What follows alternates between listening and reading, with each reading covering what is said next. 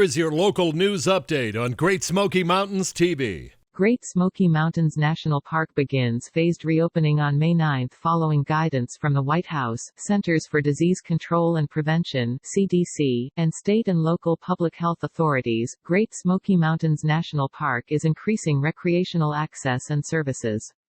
The National Park Service (NPS) is working service-wide with federal, state, and local public health authorities to closely monitor the COVID-19 pandemic and using a phased approach to increase access on a park-by-park basis. Beginning May 9, the park will reopen many roads and trails. The health and safety of employees, partners, volunteers, visitors, and local residents remains the highest priority in park reopening decisions. Park managers will examine each facility function and service provided to ensure those operations comply with current public health guidance, and will be regularly monitored. Park managers will also continue to work closely with the NPS Office of Public Health using CDC guidance to ensure public and workspaces are safe and clean for all users.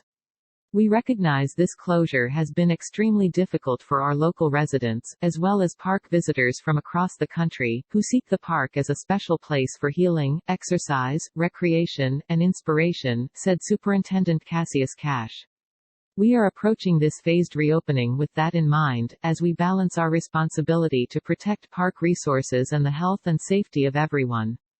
Park managers are implementing new safety measures in facility operations and services to help prevent the spread of COVID-19 as areas reopen to the public.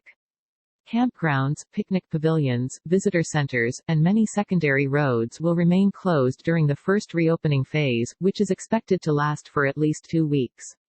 Some of these measures will include disinfectant fogging operations for restrooms and public buildings, installation of plexiglass shields at visitor centers, personal protective equipment requirements for maintenance workers, new safety protocols for emergency services staff, and reduced group size limits.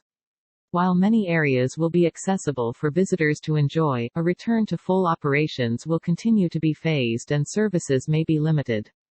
The park typically has more than 1 million visitors each month, May through October, from across the country. When recreating, the public should follow local area health orders, practice leave no trace principles, avoid crowding, and avoid high-risk outdoor activities. The CDC has offered guidance to help people recreating in parks and open spaces prevent the spread of infectious diseases. We will continue to monitor all park functions to ensure that visitors adhere to CDC guidance for mitigating risks associated with the transmission of COVID-19, and take any additional steps necessary to protect public health.